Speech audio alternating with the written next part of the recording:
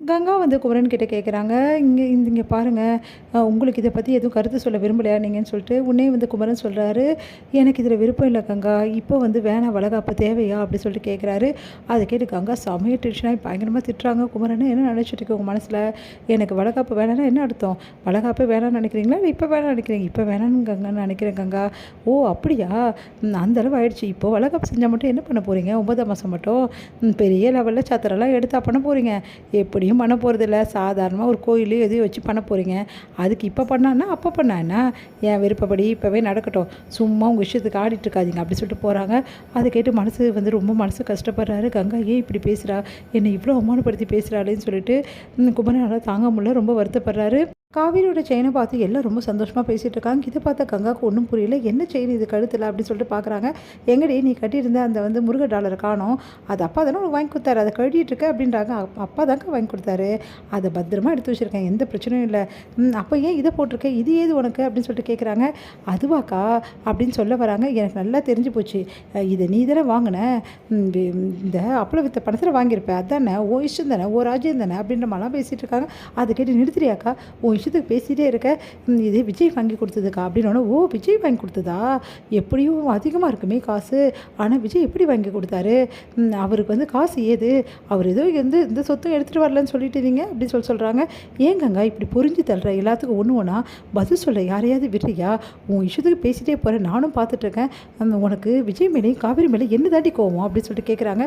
"எனக்கு எந்த கோவமும் இல்லையே. நான் உண்மையை தானே கேட்குறேன். அக்கா, நீ நினைக்கிறதுலாம் ரொம்ப பெரிய தப்புக்கா. விஜய் இதை முன்னாடியே எனக்கு வாங்கி வச்சிட்டாரு. அதை இப்போ கொடுத்தாரு. நான் வீட்டுக்கு போகிறேன்னு சொல்லியிருந்தேன்ல, அப்போவே வாங்கி வச்சுருந்தாரு. அதை தான் இப்போ கொடுத்துருக்காரு. வேறு எதுவுமே காரணம் கிடையாது.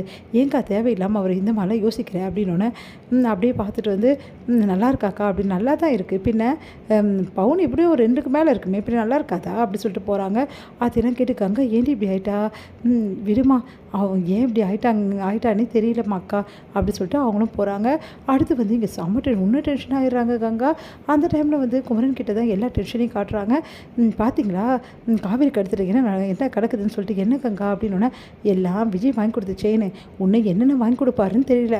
இவ்வளவும் வாங்கி கொடுத்து அவளை வச்சுருந்தா பின்ன ஏன் அவ்வளோ சந்தோஷமாக இருக்க மாட்டா? நான் ஏன் சிறு சிறு இருக்கேன்னு இப்போ கேட்குறீங்களே? இப்போ பார்த்தீங்கல்ல, நீங்கள் ஏதாவது ஒரு நாள் ஒரு விஷயம் எனக்கு பண்ணியிருக்கீங்களா? இல்லை ஏதாவது ஒன்று வாங்கி கொடுத்துருக்கீங்களா? அப்புறம் எப்படிங்க எனக்கு சந்தோஷம் வரும்? எப்படி சந்தோஷமாக வச்சுக்கணும்? விஜயை பார்த்து தெரிஞ்சுக்கிங்க." அப்படி சொல்லிட்டு போகிறாங்க. அதை கேட்டு வந்து இன்னும் வந்து ரொம்ப டென்ஷன் ஆகி அவருக்கு ஒன்றுமே புரியல. "ஏன் கங்கா இந்த மாதிரிலாம் பேச ஆரம்பிச்சிட்டா? முன்னாடி இப்படி பேச மாட்டாளே?" அப்படின்னு சொல்லிட்டு வருத்தப்படுறாரு நம்ம குமரன். அடுத்து வந்து இங்கே விஜய் என்ன பண்ணுறாரு, நம்ம காவேரிக்கு வந்து புதுசாக வந்து சாரீ எடுத்துகிட்டு வந்து தராரு.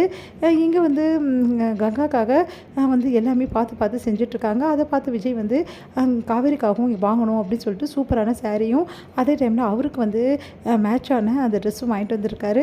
வாங்கிட்டு வந்து, "காவேரி நல்லா இருக்கா?" அப்படின்னு சொல்லிட்டு கேட்குறாரு. அதை பார்த்தா காவேரி ரொம்ப நல்லா இருக்குங்க அப்படின்னு சொல்கிறாங்க. "சூப்பராக இருக்குங்க" அப்படின்னு சொல்கிறாங்க. "சரி, இது எல்லாருக்கிட்டையும் காட்டு." அப்படின்னோடனே எல்லாரும் பார்த்துட்டு, "ரொம்ப நல்லாயிருக்கு. ஏன் தம்பி இப்போ போய் இவ்வளோ பெரிய செலவு பண்ணிப்பின்ன? என் பொண்டாட்டிக்கு நல்ல ட்ரெஸ்லாம் வாங்க வேணாவா? நீங்கள் எப்படியும் சாரீ வாங்குவீங்க எனக்கு தெரியும். இருந்தாலும் ஏன் சார்பில் அவளுக்கு ஒரு ட்ரெஸ் வாங்கணும்ல, அதனால தான். விசேஷனால நல்ல புடவையெல்லாம் கட்டணும்ல." அப்படின்னு சொல்கிறாரு. "ஏங்க தேவையில்லாத செலவுலாம் பண்ணிட்டு இருக்கீங்க." காவேரி கோச்சிக்கிறாங்க. அடுத்து வந்து எல்லாருமே வந்து என்ன பண்ணுறாங்க, பேசிகிட்டு இருக்காங்க. அப்போ காவேரி வந்து உள்ளே கூப்பிட்றாரு விஜய். அப்போ ரூமுக்கு போகிறாங்க காவேரி. "நான் இன்னொரு சர்ப்ரைஸ் கிஃப்ட்டும் உனக்கு வாங்கி வந்திருக்கேன் காவேரி" அப்படின்றாரு. "சர்ப்ரைஸ் கிஃப்ட்டா? வேறு ஒன்றும் தெரியலையே. அதான் ஆல்ரெடி செயின் கொடுத்துட்டீங்க, சாரீ வாங்கி வந்து கொடுத்துட்டீங்க, வேறு என்னங்க?" அப்படின்னோடனே உடனே வந்து பூ எடுத்து காட்டுறாரு. அதை பார்த்த காவேரி, "என்னங்க இது?" அப்படின்றாங்க.